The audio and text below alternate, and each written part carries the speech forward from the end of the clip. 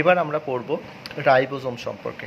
Ribosome, যেটা আমরা জানি, রাইবোজোম হচ্ছে কোষের প্রোটিন ফ্যাক্টরি, মানে রাইবোজোমের মধ্যে প্রোটিনটা সংশ্লেষ হয়, বা এরকমভাবে বলতে পারি যে রাইবোজোম প্রোটিন সংশ্লেষে সাহায্য করে, তাই জন্য রাইবোজোমকে প্রোটিন ফ্যাক্টরি বলে। তাহলে রাইবোজোম সম্পর্কে আমরা জানব। ঠিক আছে, রাইবোজোম কোথায় থাকতে পারে? রাইবোজোম কোষের সাইটোপ্লাজমে বিক্ষিপ্ত হয়ে থাকতে পারে, 1 নম্বর কথা। 2 নম্বর, কোথায় থাকতে পারে? আমরা জানি, আগের যে ভিডিওটা দেখেছিলাম, যে এন্ডোপ্লাজমিক রেটিকুলামের গায়ে যখন রাইবোজোমগুলো অবস্থান করে সারিবদ্ধভাবে, তখন সেটাকে রাফ এন্ডোপ্লাজমিক রেটিকুলাম বলে। তাহলে রাইবোজোম এন্ডোপ্লাজমিক রেটিকুলামের গায়েও অবস্থান করতে পারে, এছাড়া নিউক্লিয় পর্দার গায়েতেও অবস্থান করতে পারে।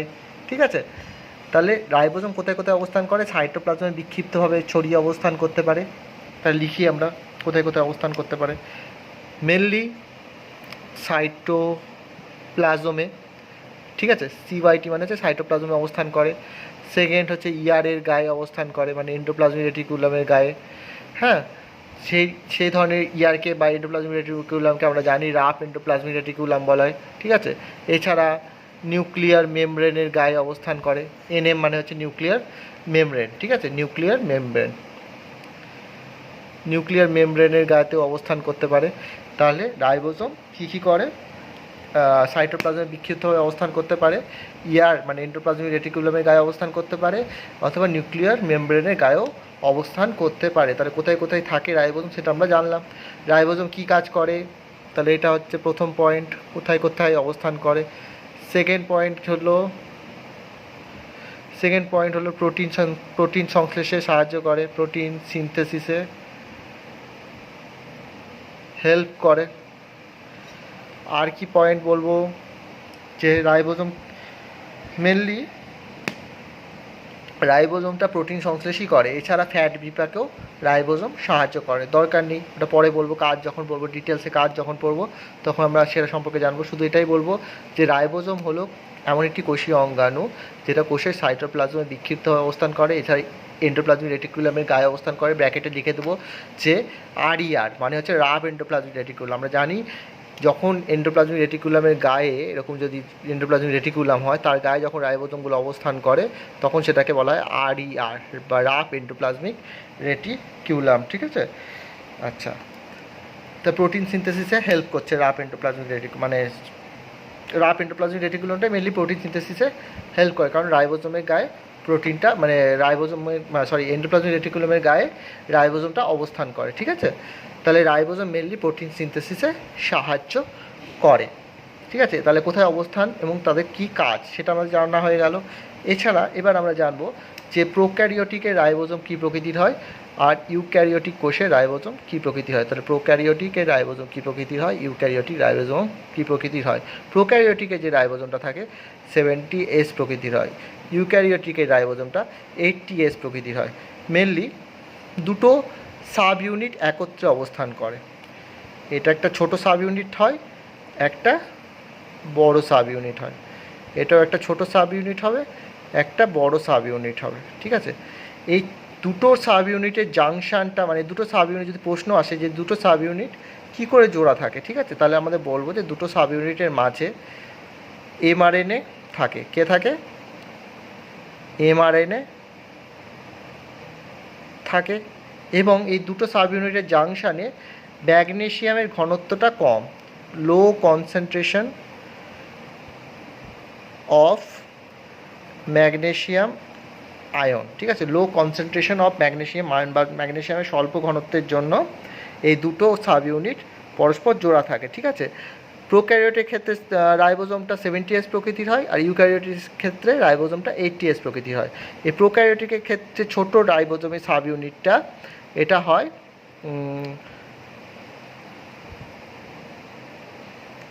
30S প্রকৃতির। ঠিক আছে, আর বড়টা হয় 50S প্রকৃতির।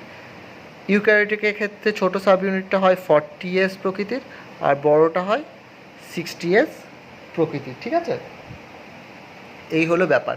তাহলে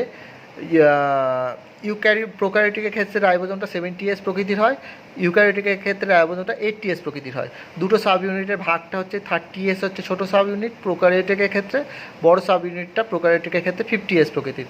ইউক্যারিওটিকের ক্ষেত্রে ছোটো সাব ইউনিটটা 40S প্রকৃতির মানে 40S প্রকৃতির, আর ইউক্যারিওটিকের ক্ষেত্রে বড় সাব ইউনিটটা 60S প্রকৃতির হয়। ঠিক আছে, এদের মাঝখানে থাকে জাংশনে থাকে mRNA এবং লো কনসেন্ট্রেশন অফ ম্যাগনেসিয়াম আয়ন থাকে বলে জাংশনে এই দুটো সাব ইউনিট পরস্পর জুড়ে থাকে। ঠিক আছে, আচ্ছা এদের ছোট সাব ইউনিটে কটা প্রোটিন থাকে, এখানে প্রোটিনও থাকে প্রচুর পরিমাণে।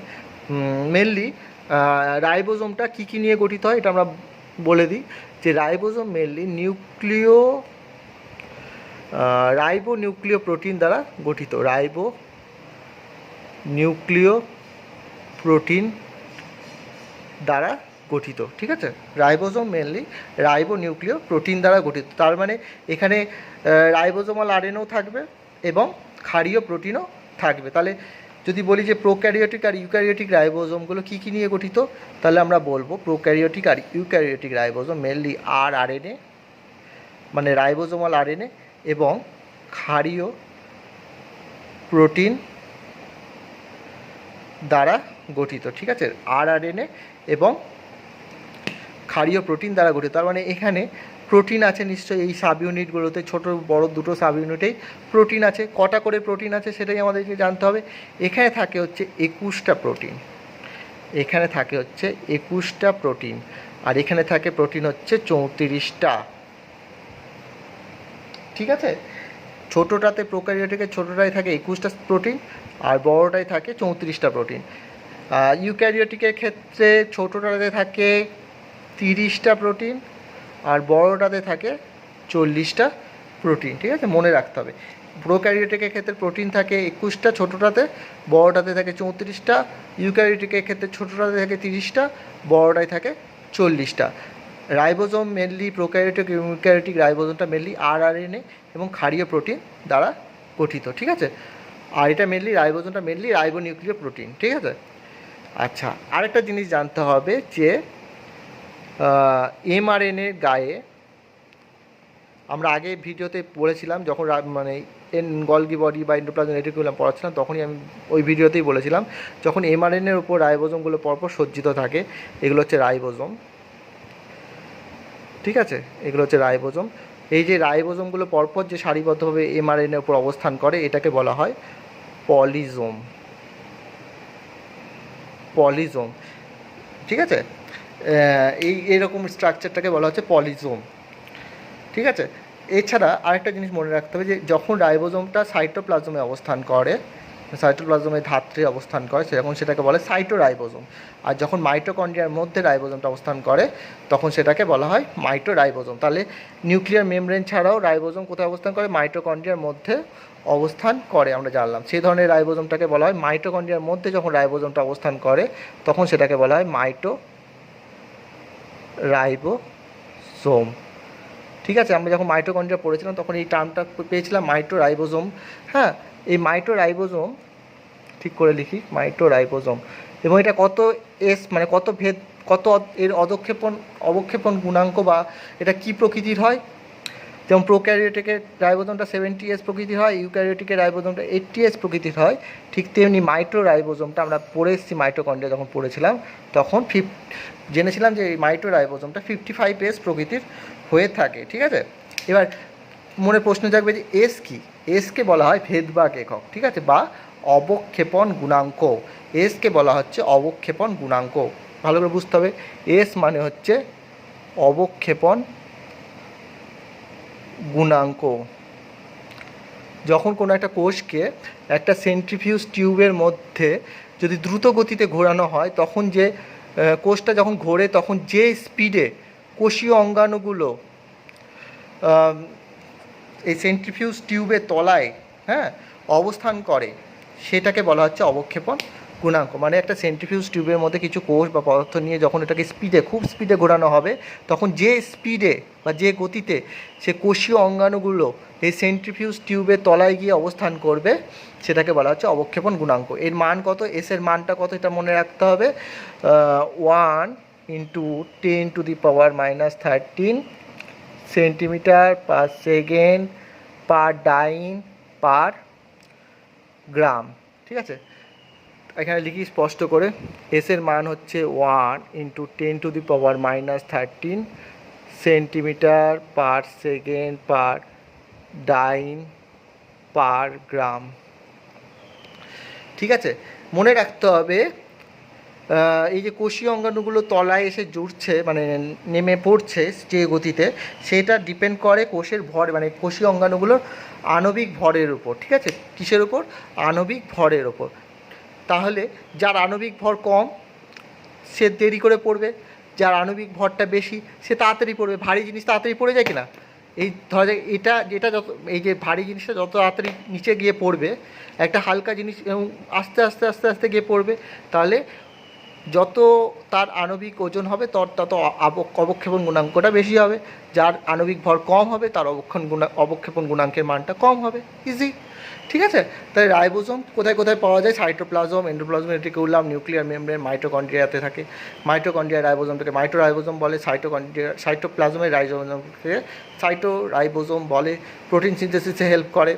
প্রোক্যারিওটিকের রাইবোজোমটা কী প্রকৃতি হয়? 70S, ইউক্যারিওটিক 80S প্রকৃতির হয়। 70S-এর ক্ষেত্রে সাব ইউনিট, ছোটো সাব ইউনিটটা 30S প্রকৃতির, বড়োটা 50S প্রকৃতির। ইউক্যারিওটিকের ক্ষেত্রে ছোটো সাব ইউনিটটা 40S প্রকৃতির, বড়োটা 60S প্রকৃতির হয়। ঠিক আছে, এই প্রোক্যারিওটিক রাইবোজোম আর eukaryotic ribosome mainly ribosomal RNA এবং ক্ষারীয় প্রোটিন দ্বারা গঠিত। এই দুটো সাব ইউনিটের জাংশনে থাকে এমআরএনএ, এবং এই দুটো জাংশনে ম্যাগনেসিয়াম আয়নের ঘনত্বটা কম, তার জন্য এই দুটো সাব ইউনিট একসাথে পরস্পরের সাথে জুড়ে থাকে। ঠিক আছে, মাইটোকন্ড্রিয়া রাইবোজোম এর প্রকৃতিটা 55S প্রকৃতির হয়। এই যে প্রোক্যারিওটিকের রাইবোজোমের ছোটো সাব ইউনিটে 21টা প্রোটিন থাকে, প্রোক্যারিওটিকের বড় সাব ইউনিটে 34টা প্রোটিন থাকে, ইউক্যারিওটিকের ছোটো সাব ইউনিটে 30টা প্রোটিন থাকে, আর বড় সাব ইউনিটে 40টা প্রোটিন থাকে। ঠিক আছে, আচ্ছা, এই এস মানে হচ্ছে অবক্ষেপণ গুণাঙ্ক। কোনো একটা কোষকে নিয়ে সেন্ট্রিফিউজ টিউবে দ্রুত ঘোরালে কী হবে? যে স্পিডে বা যে গতিতে কোষীয় অঙ্গাণুগুলো তলায় এসে পড়বে বা তার অধক্ষেপণ হবে, সেটাকে বলা হচ্ছে অবক্ষেপণ গুণাঙ্ক। এর মান হচ্ছে 1 × 10⁻−13 সেন্টিমিটার পার সেকেন্ড পার ডাইন পার গ্রাম। ঠিক আছে, রাইবোজোমের মানে এমআরএনএগুলো যখন এমআরএনএর উপর যখন রাইবোজোমগুলো পরপর সারিবদ্ধভাবে অবস্থান করে, সেই গঠনটাকে বলা হচ্ছে পলিজোম। ঠিক আছে, তো রাইবোজোমে এবার আমরা বেসিক আইডিয়াটা পেয়ে গেলাম। এবার রাইবোজোমের কাজটা সম্পর্কে জানবো। মেন কাজ হচ্ছে প্রোটিন সিনথেসিস করে। কী করে করে এটা একটু জেনে নিই। যখন আমরা ট্রান্সলেশন পড়বো 12-এ উঠে, তখন আরও ডিটেলসে জানবো। এখন একটুখানি জেনে নিই যে কী করে প্রোটিন সিনথেসিস হয়। আচ্ছা, ডিএনএ থেকে যখন এমআরএনএ সৃষ্টি হয়, হ্যাঁ, তখন সেটাকে বলা হয় ট্রান্সক্রিপশন। আর এমআরএনএ থেকে যখন প্রোটিন সৃষ্টি হয় তখন সেটাকে বলা হয় ট্রান্সলেশন। ঠিক আছে, আমরা জানি দুটো সাব ইউনিটের মাঝে থাকে হচ্ছে এমআরএনএ, একটা ছোট একটা বড় সাব ইউনিটের মাঝে থাকে কে? এমআরএনএ। এবার এই এমআরএনএর মধ্যে টিআরএনএ আসে। টিআরএনএটা কাকে ক্যারি করে আনে? একটা নির্দিষ্ট অ্যামাইনো অ্যাসিডকে ক্যারি করে আনে। এটা ধরা যাক একটা অ্যামাইনো অ্যাসিড। ঠিক আছে, এই অ্যামাইনো অ্যাসিডটা কে ক্যারি করে আনে? ট্রান্সফার আরএনএ ক্যারি করে আনে। কোথায় নিয়ে আনে? এমআরএনএতে নিয়ে আসে। এবার এখানেই এই রাইবোজোম আছে, এমআরএনএ আছে এবং টিআরএনএ অ্যামাইনো অ্যাসিডটাকে ক্যারি করে নিয়ে আসছে, দিয়ে একটা অ্যামাইনো অ্যাসিডের লম্বা অ্যামাইনো অ্যাসিডের চেন সৃষ্টি করে। ঠিক আছে, এই লম্বা অ্যামাইনো অ্যাসিডের চেন পরস্পর, আমরা জানি প্রোটিন মানে হচ্ছে লম্বা অ্যামাইনো অ্যাসিডের চেন। ঠিক আছে, এরকম টিআরএনএ প্রত্যেকটা এরকম ধরা যায়, এর সাথে একটা অ্যামাইনো অ্যাসিড আছে, দিয়ে এখানে এসে জুড়ে গেল, দিয়ে আরেকটা টিআরএনএ আরেকটা অ্যামাইনো অ্যাসিড নিয়ে আসলো, দিয়ে আরেকটা অ্যামাইনো অ্যাসিড এরকম জুড়তে একটা লম্বা অ্যামাইনো অ্যাসিডের চেন সৃষ্টি করবে। ঠিক আছে, এইভাবেই রাইবোজোম প্রোটিন সংশ্লেষে সাহায্য করে। এটার জন্য রাইবোজোমকে বলা হয় প্রোটিন ফ্যাক্টরি। রাইবোজোমকে এটার জন্য বলা হয় প্রোটিন ফ্যাক্টরি। তাই রাইবোজোমের কাজ হচ্ছে মেনলি প্রোটিন সংশ্লেষ করা। কিভাবে করে আমরা যদি বলি যে একটু ছোট করে বা এক লাইনে কী করে বলবো, যে এমআরএনএ রাইবোজোমের দুটো সাব ইউনিটের মধ্যে বা ছোট এবং বড় সাব ইউনিটের মাঝে এমআরএনএ থাকে, সেখানে ট্রান্সফার আরএনএ কিছু নির্দিষ্ট অ্যামাইনো অ্যাসিড নিয়ে এসে সেই এমআরএনএর সাহায্যে একটা লম্বা অ্যামাইনো অ্যাসিডের চেন সৃষ্টি করে একটা প্রোটিন গঠন করে। ঠিক আছে, এটা হলো রাইবোজোমের মেন কাজ। তো রাইবোজোমকে এটার জন্য প্রোটিন ফ্যাক্টরি বলা হয়। ঠিক আছে, এছাড়া আরআরএনএ সঞ্চয় করে রাখে রাইবোজোম, আরআরএনএ সঞ্চয় করে রাখে, স্টোর করে আরআরএনএ। থার্ডলি আমরা বলতে পারি ফ্যাট বিপাকে সাহায্য করে। ফ্যাট বিপাকে, মেটাবলিজম অফ ফ্যাটে সাহায্য করে। ঠিক আছে, তাহলে এটা হলো বেসিক কয়েকটা কাজ, প্রোটিন সঞ্চয়, ফ্যাট বিপাক এবং আরআরএনএ সঞ্চয়। ঠিক আছে, প্রোটিন সিনথেসিস যাকে বলে। তাহলে এটা হলো রাইবোজোমের কাজ। আচ্ছা, রাইবোজোমের আরেকটা কাজ আমরা বলতে পারি যে সাইটোপ্লাজমে যখন রাইবোজোম থাকে তখন যে সাইটোপ্লাজমের মধ্যে যে ধাত্রটা থাকে সেই ধাত্রের মধ্যে কিছু প্রোটিন সিনথেসিসও করে। তাহলে সাইটোপ্লাজমের ধাত্রে কিছু প্রোটিন সিনথেসিস করে। ঠিক আছে, এছাড়া আমরা বলতে পারি মাইটোকন্ড্রিয়ার যে রাইবোজোমটা থাকে সেটাকে মাইটোরাইবোজোম বলে। আর মাইটোকন্ড্রিয়ার মধ্যে কী চলে, কোষীয় শ্বসন প্রক্রিয়াটা চলে, আমরা জেনে এসেছি ক্রেবস চক্র চলে মেনলি। তো এই ক্রেবস চক্রের সময় যে এনজাইমগুলো দরকার হয় বা প্রোটিন, মানে এনজাইম মানে তো প্রোটিন, ঠিক আছে, বা উৎসেচক যেগুলো তৈরি হয় সেগুলোতে কে সাহায্য করে, মাইটোরাইবোজোম সাহায্য করে। তাহলে মাইটোরাইবোজোম বা মাইটোকন্ড্রিয়ার রাইবোজোমটা কোষীয় শ্বসনের সময় বিভিন্ন উৎসেচক সংশ্লেষেও সাহায্য করে। ঠিক আছে, তাহলে আমরা বলবো যে সেলুলার বা কোষীয় শ্বসনে, সেলুলার রেসপিরেশন বা কোষীয় শ্বসনে বিভিন্ন এনজাইম সংশ্লেষে সাহায্য করে। ঠিক আছে, একটার সাথে একটা কিন্তু রিলেটেড। ঠিক আছে, তাই জন্য আমি পরপর ধাপে ধাপে পড়াচ্ছি। আগে রেসপিরেশন পড়েই দিয়েছিলাম এই কারণেই, যাতে যখন আমরা এই ভেতরের জিনিসগুলো পড়বো তখন যেন একটার সাথে একটা আমরা রিলেট করতে পারি। ঠিক আছে, তাহলে রাইবোজোমের কাজ কি, প্রোটিন সংশ্লেষ করা, সেটার জন্য একটা প্রোটিন ফ্যাক্টরি বলে। কীভাবে প্রোটিন সংশ্লেষ হয়, যে এমআরএনএ যেটা থাকে দুটো সাবইউনিটের মাঝে, সেখানে ট্রান্সফার আরএনএ অ্যামাইনো অ্যাসিড নিয়ে আসে।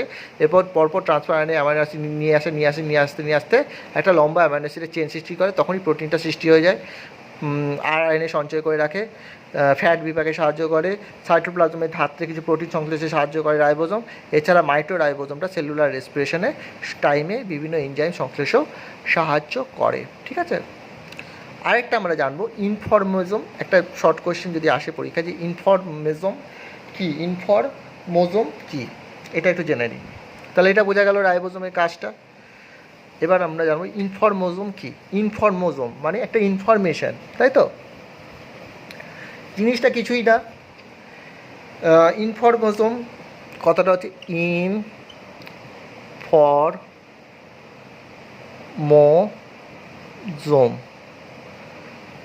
ইনফরমোজোম কি করে। আচ্ছা, এমআরএনএ যখন একটা প্রোটিন আবৃত থাকে, এটা একটা এমআরএনএ, ঠিক আছে, এই এমআরএনএ যখন প্রোটিন আবৃত হয়ে যায়, ঠিক আছে, প্রোটিন দ্বারা আবৃত হয়, মেনলি প্রোটিনটার নাম হচ্ছে হিস্টোন প্রোটিন।